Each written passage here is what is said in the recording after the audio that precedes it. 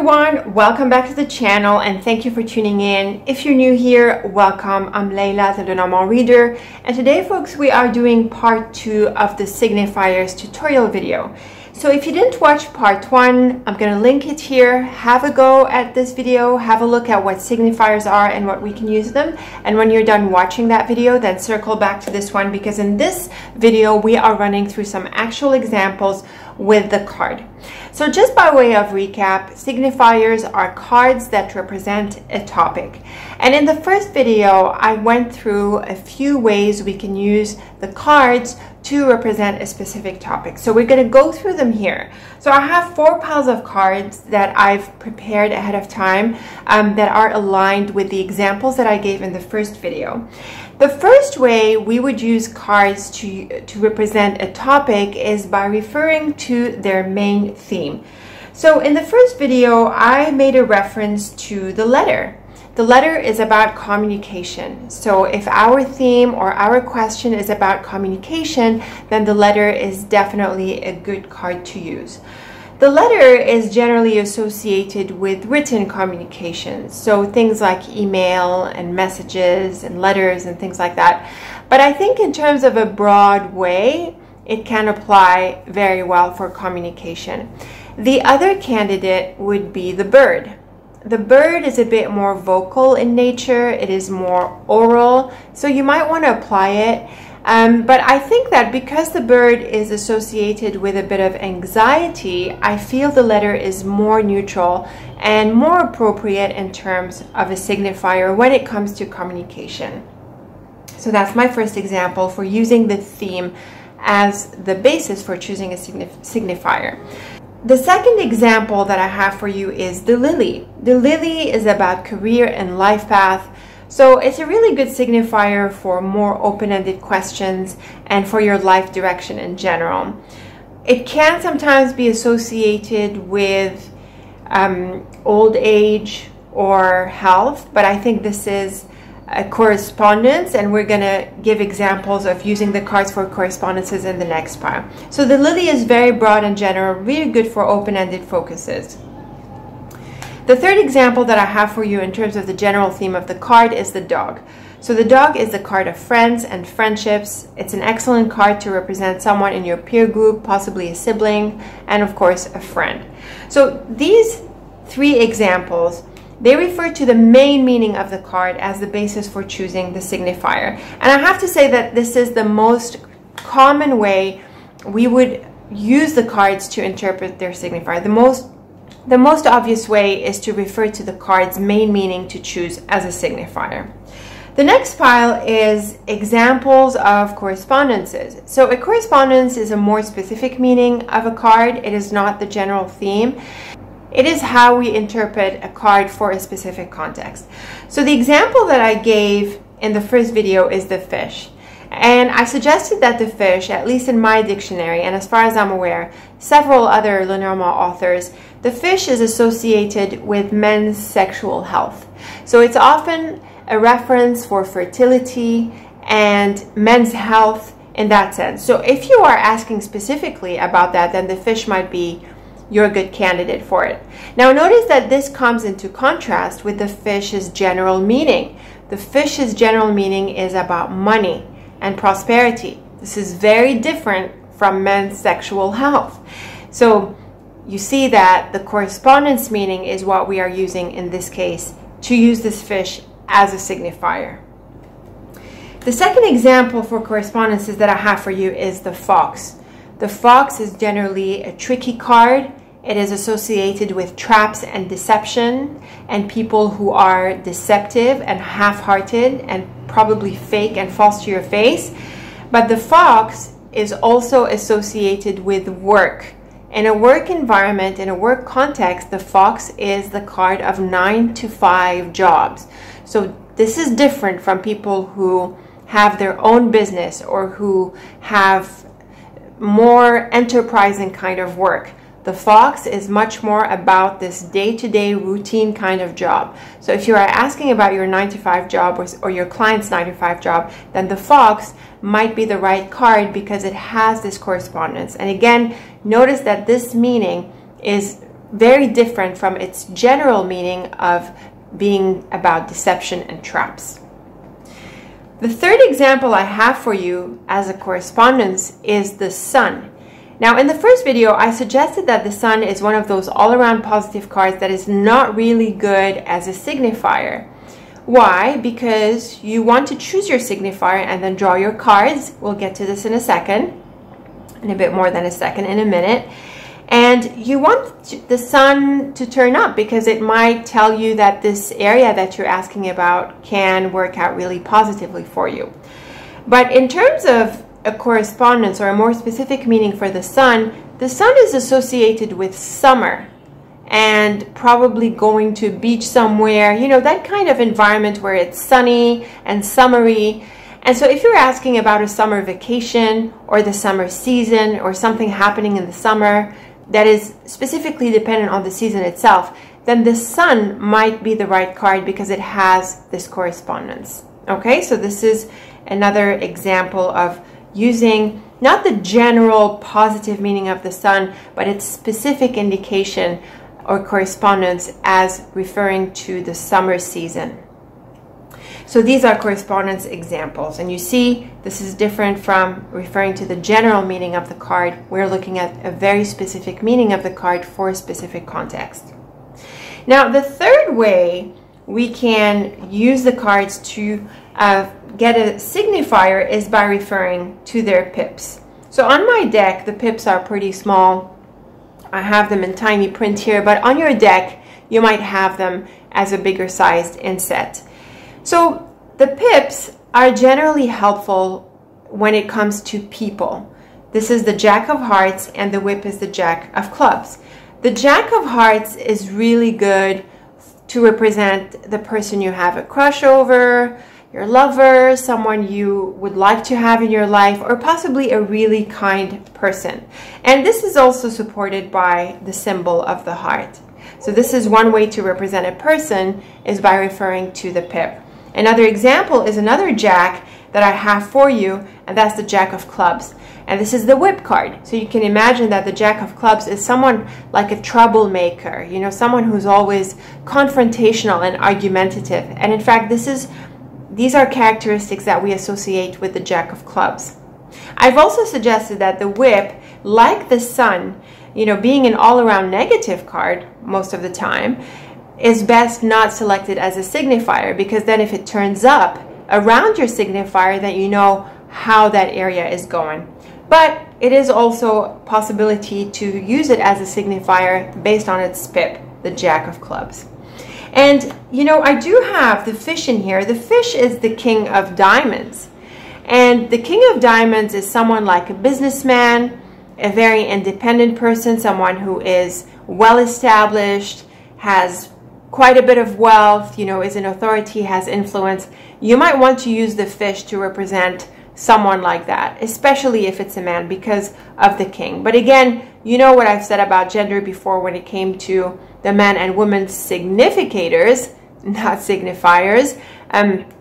I've suggested that gender is, you know, flexible, because we are mainly focused on the essence of the card. So the king is a third example, the King of Diamonds as the fish is a third example of using the cards as a signifier for a person with specific characteristics. Okay, so this is the third way that we use the cards for signifiers. And the last way is when we use the cards to represent very personal and very specific indications. In the first video, I gave the example of a student of mine in the LRCP program who is a writer, and so you can imagine that when she sees the book turn up, it points to her writings. And she doesn't limit herself to the book in general, but she might also have other cards to represent her specific writing projects. And in fact, she has one that she uses the child to represent because the story is about a child. Now, of course, it's not in every single reading that she reads the book and the child in these ways, but more often than not, she might interpret them in this way because, well, her career is a big part of her life, and also when she is specifically asking about her career. I want to give you a third example in terms of how cards can be used in very personal ways, and this one is out of my life. I use the snake to represent my yoga practice. When I see the snake turn up in specific contexts, or when I'm asking about possibly an open-ended about what's ahead for me in life, because my yoga practice is a big part of my life, you know, I often see the snake as representing my practice. And so this, for example, is a very personal way. But I have to say that maybe this interpretation of the snake can be generalized, because the yoga practice is associated with the Kundalini, and the Kundalini is represented by a snake. And the Kundalini is what would be the corresponding to the Western energy of the dragon, and the Kundalini sits at the base of the spine, and when the Kundalini is awakened, it travels up the spine, and as you might know, it travels through the chakras, and this has to do with opening up and enlightening to life and so on. So perhaps this interpretation of the snake can be generalized to the yoga practice in certain contexts. So this is the fourth way that we would read the cards to use them as signifiers, and that was in personal ways. Now notice that when we are using the cards as signifiers, as we said in the first video, the key is to focus on a neutral aspect of the card. It just represents a topic. It is not about whether it is bright or not bright. Whether it is bright or not bright is what comes up in a reading. So with this said, let's go ahead and put these cards back into the deck, and let's draw a couple of draws, well, a bit more than a couple of layouts to get a sense of how signifiers work. The first way I want to do this is as a simple cross. So I'm going to set the card in the center. Let's say that this is the signifier, and then we have a cross, a simple cross around it. And I've covered the simple cross in the hourglass layout. I'm going to link this as well. Was it the hourglass? No, it was the diamonds. The coffin in the center here is about endings. So the theme is about endings. Now notice that we drew this randomly, but we could have also pulled it out of the deck consciously and placed it in the center. So the central card represents a theme, and oftentimes in Lenormand layouts, because of their Tableau style configuration, the central cards tend to capture the theme. So here, the theme is about endings. And so what we would do, we would read this column and this row, and then the diamonds together, and possibly other ways of, you know, connecting the cards, maybe in pair 1 and pair 2, just skipping the coffin here. So just in general, and this is not really about interpreting a layout, we can see here that there's a necessary ending that sets us free, and that this doesn't seem to be going anywhere, or that patience is needed before we get the green light to move forward.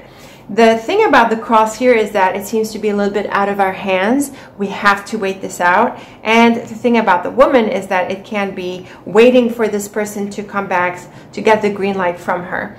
So with the coffin in the center here, the theme is either about an ending or a waiting time. Now, we can also use the cards, use the signifier at the center of a portrait. So I'm just going to put this one away. I'm going to put another card in the middle, and I'm going to add corner cards to complete the portrait here. And with the heart in the middle, which came up in our initial examples, this has to do probably with love, happy emotions, or possibly, because of the Jack of Hearts, it can represent someone. And with the child here, it can mean a new relationship or possibly a crush. But with the whip, maybe there are some complications. So again, this is not about interpreting the layouts here. It's more about looking at the signifier. Now with these two examples, we randomly drew the signifier, and we used it as the theme of the reading. So we go with the theme of the central card mainly when it's an open-ended question. But if we had a specific question in mind, then what the central card does is it tells us what area to focus on within the context of our question, or what is the main driver of the answer to our question. But in general, when we talk about signifiers, we usually draw it consciously out of the deck. And for this, I find that multi-question readings are really the ones that benefit mostly from having a signifier. So a multi-question reading is several questions as part of one layout, and I offer this in my private reading menu. I do 3 and 5 multi-questions, so 3 lines for 3 questions or 5 lines for 5 questions. And I'm going to lay this out in a minute, but I want to give you a real life example from several customers. I'm just going to put several questions into one reading just to mix it up. So here are some questions that I have received for a private reading. It says, in love, will I meet the one that is meaningful to me in a trusting and lasting relationship? So this question is about love. So we could use the ring to represent the question, or we can use the heart.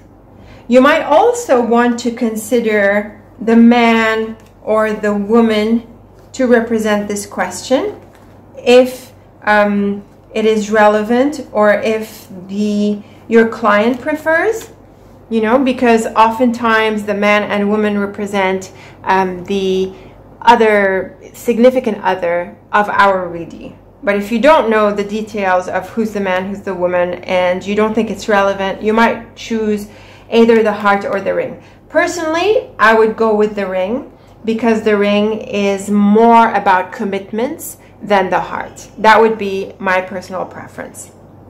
Let's go for another question. So we'll keep this one here. It says, should I contact the person I met on the business trip, but I haven't been in touch with that person since? Should I get in touch with this person? So it can be either the bird, like we suggested, or it can mean the letter. I would think that the letter makes more sense. I think if you haven't been in touch with a person for a while, ever since that trip, then it makes more sense that you would write to them as opposed to pick up the phone and call them immediately. But it is also a better card of communication just in general. What is a third question that we have? The third question I have from one of my previous clients is life path. Am I on the right track at work? And so for this question, it is very obvious to me that the lily is the right card. So we've got the lily, which also came up in our examples earlier on. The lily is a really good candidate as a signifier for a life path and a career question. So this is how I would do the multi-question readings. I would represent each of the questions by a signifier card that aligns with the question, and then having shuffled my deck, I would lay out 5 cards per question. And as you can see, every question has a line of 5 with a central card. And so with the multi-question readings, the signifier is not in the central structure of the line. It's not like the cross and the portrait. It is at the beginning of the line, and the line, which is a line of 5, has its own central card. So I would read this line as an answer to this question. It's handy to have a signifier cards, especially when you have more questions, which I do with the 5 multi-question reading, but it is not necessary to have it. So signifiers are an optional thing, especially when they're drawn consciously. Well, only when they're drawn consciously, it's an optional thing. I can read each of these lines and answer the question without having a signifier. And in fact, when I get several questions that are focused on the same theme, I tend to remove the signifier, because I have only one card to represent a signifier. So if someone is asking about multiple relationships, you know, and I have only the ring to represent one relationship, then I tend to remove it because I have only one ring, unless my client is able to specify different people, which I can represent using different cards based on the pip of the card, like we explained. That is an option. But in general, if I have multiple questions about the same theme, then I tend to omit the signifier. Now, another place where we read signifiers and topic cards is in a grand tableau. So I'm going to add a few more cards around these cards here so we can fill up the space of my table almost into a shape of a tableau, and then I want to show you how we can read the different topics. Okay, so here is our grand tableau. This is a grand tableau of nines. There are two versions of the tableau. There is a grand tableau of nines, which is the one where we have 4 rows of 9 cards. And then there's also the piqué tableau, which is an 8x4 plus an additional line at the bottom that is made up of only 4 cards. So for this example, we have the grand tableau of nines. So all 36 cards are on the table, which means that all the topics that can be represented by Lenormand's cards figure on the table. So what we do is we sit in front of a tableau like this, and we look for the different topic cards, and we read the portrait around them, and this gives us an idea about what's going on in that area. For example, we have the letter. The letter is here. It points to communications, and so when we look at the portrait around it, we get insights about what this communication is about. So here we have the rider, ring, and clover. We have the rider, fox, and sun, sun, lily, and house, and clover, mountain, and house. So there are different indications here. This one jumps out to me, the central column, and this points to a work contract. I like having the fox in here because the fox, like we said, can be a card of work. So with the lily and this idea of a contract, this correspondence of the fox can maybe be pulled into the reading. The rider is a positive, with the sun is a really positive message. So this seems to be good news. The lily and house can point to the team on the job. And with the mountain here, it can be a place abroad. The clover with the sun, lovely. So the communication seems to answer a wish. It seems to be related to work and can point to a place abroad. We have 2 travel cards and can also refer to our team on the job. But of course, the house can also point to home and family. And with the lily, it can point to our parents, elders, possibly our roots. So this is also a theme that can come into play in light of the communication. So this is a brief example. Again, this is not about doing a reading. It's more about illustrating how we use topics and signifiers. So what about home? Here is home and family. This is the card of home and family, and then we can see that the portrait around it gives us indications. So with the woman and lily, it can point to our mother. With the coffin and lily, it can point to someone not feeling too well. And with the letter at the top, maybe we need to get in touch and reach out to home, especially with the book here. You know, when I look at this arrow, the coffin, book, and road, maybe someone is going away, or maybe we're leaving home. This can be a move. And again, we have the mountain in here. It can be a travel element with the road in this arrow. So you can see here how we're reading some cards around the house. Let's look at another topic within the grand tableau. How about the heart? The heart is about positive relationships, happiness, compassion, and I really feel that the heart in this portrait is about relationships, because notice that we have both the man and the woman around it. Now, of course, like I've said before, we have one man, one woman. If this is not what your relationship looks like, it doesn't have to be strictly a man or a woman, but because of their archetypal energies and symbolism, this is very much a combination that points to relationships. And look at this arrow here, very positive for a relationship, with the heart in the middle. The home, you know, there could be intimate moments with this person, or there could be an opportunity to get closer. The mountain can mean a trip abroad. We have the beautiful moon here. So you see different combinations here point to positive relationships. And it's really the man and woman that bring out the heart as indicating a relationship. What other topics might we read? How about the tree? The tree is sometimes a reference to good health or health. Some people read it as bad health, and I've had questions about this before. But I tend to read it as good health and peacefulness and that sense of growth. I think also the tree is a good card for solitude in terms of its general meaning, but it's really broadly a card of well-being. It can also call for patience and for, you know, being calm and letting things unfold. So when we focus on this topic here, that is the tree, we look at these cards, we have some tricky cards around it. We have the child, snake, and whip, and we have the stork next to the whip. We also have the bird, which can mean that there is some kind of revelation, and it has to do with this gentleman here. And so again, we're not really looking into the meaning of the cards, but just getting a general idea of how we can read around a topic card. And here it seems that we need to be calm in the face of some turbulence that is associated with this person.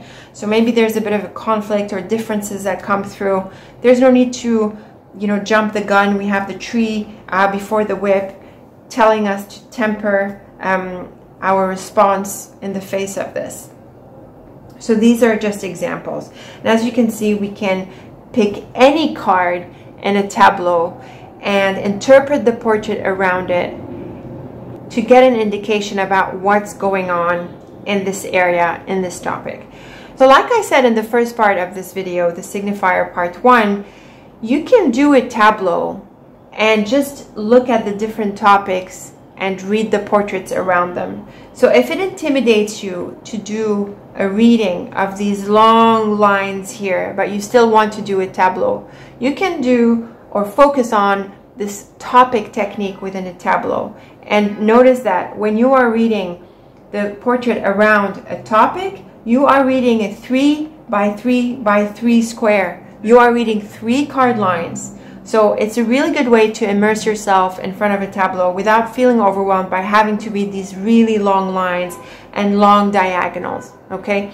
So you can focus on the topic cards in a tableau, and you can do an open-ended reading for yourself and look at the different areas that are coming up for you in your life and focus on the ones that matter to you and read the portraits around them. This is a legitimate technique with the tableau. It is quite popular. Yes, you can do it in tandem with the other techniques, such as reading the rows and columns, but if you're still intimidated by these long lines, then you can just focus on the topic technique of the tableau. So this is how I wanted to illustrate signifiers for you in the different ways we can use the cards to represent signifiers and in the different kind of layouts where we might use signifiers. I hope this has proved helpful to you. Please let me know and leave me your comments and questions. I'm really looking forward to them. So until we meet again, thank you so much for watching. Keep me posted about your LENORMAND practice, and I'm looking forward to our next video together. Take very good care of yourself.